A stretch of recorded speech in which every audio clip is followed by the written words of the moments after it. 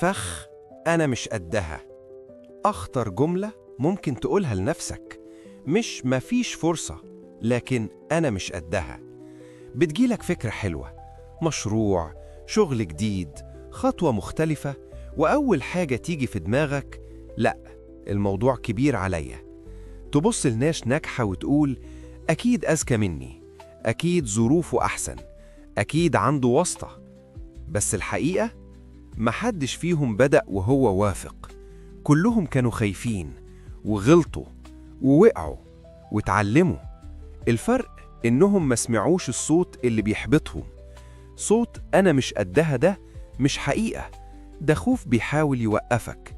ولو هتستنى تبقى جاهز 100% عمرك ما هتبدأ، لأن الثقة بتيجي بعد ما تبدأ مش قبلها.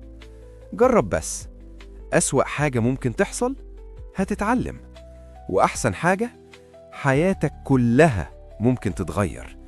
أنت مش محتاج تبقى الأفضل، أنت محتاج تاخد خطوة. بدل ما تقول أنا مش قدها، قول أنا لسه بتعلم، وكمل.